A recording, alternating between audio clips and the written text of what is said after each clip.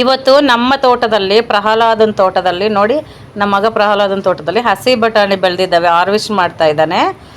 ಎಷ್ಟು ಬರುತ್ತೆ ಅಂತ ನೋಡೋಣ, ವಿಡಿಯೋ ಕೊನೆವರೆಗೂ ನೋಡಿ. ಮನೆಯಲ್ಲೇ ಸಿಂಪಲ್ಲಾಗಿ ಚಿಕ್ಕದಾಗಿ ತೋಟ ಮಾಡಿದ್ದಾನೆ, ಅದರಲ್ಲೇ ಬೆಳೆದಿರೋ ಬಟಾಣಿ ಇದು, ಹಸಿ ಬಟಾಣಿ.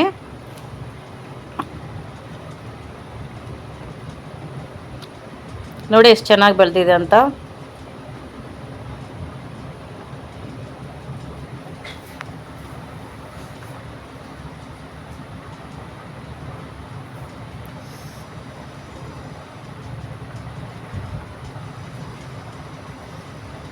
ಇದು ಎರಡನೇ ಸರ್ತಿ ಮಾಡೋದು. ಫಸ್ಟ್ ಟೈಮ್ ಅಂತೂ ವೀಡಿಯೋ ತೆಗ್ದಿಲ್ಲ, ಜಾಸ್ತಿ ಬಂದಿತ್ತು, ಹಂಗಂಗೆ ಕಿತ್ಬಿಟ್ಟು ಪಲಾವಲ್ಲ ಹಾಕ್ಕೊಂಬಿಟ್ಟಿದ್ದೀವಿ. ಅವತ್ತು ಬೆಳಗ್ಗೆ ಅರ್ಜೆಂಟ್ ಇತ್ತು, ವೀಡಿಯೋ ಮಾಡೋಕ್ಕಾಗಿಲ್ಲ.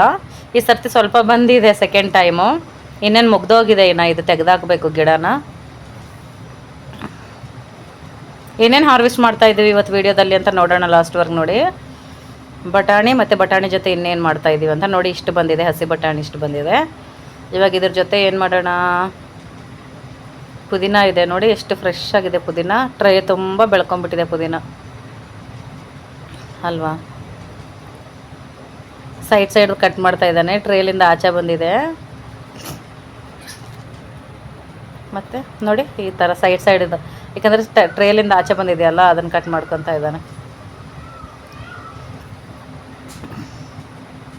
ಪುದೀನನೇ ಹಾಗೆ ಸ್ವಲ್ಪ ಹಚ್ಚಿದ್ರೂ ಫುಲ್ಲು ಬೆಳ್ಕೊಂಡು ಸ್ಟಗ್ಲ ಆಗಿಬಿಡುತ್ತೆ.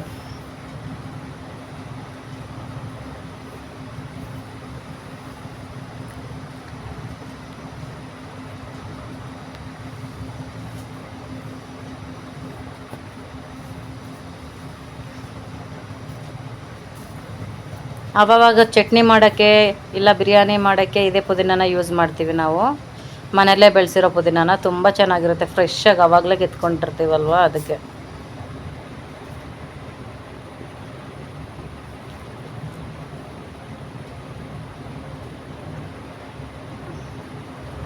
ಇವಾಗ ಮ್ಯಾಂಗೋ ಲೀಫು. ಈ ಮ್ಯಾಂಗೋ ಲೀಫ್ ಯಾಕೆ ಅಂತ ಅನ್ಕೋತಾ ಇದ್ದೀರಾ, ನಮ್ಮ ಮನೇಲಿರೋ ರ್ಯಾಬಿಟ್ಗೆ ಇಷ್ಟ ಮ್ಯಾಂಗೋ ಲೀಫು, ಅದ್ರಗೋಸ್ಕರನೇ ಕಟ್ ಮಾಡ್ಕೊತಾ ಇರೋದು.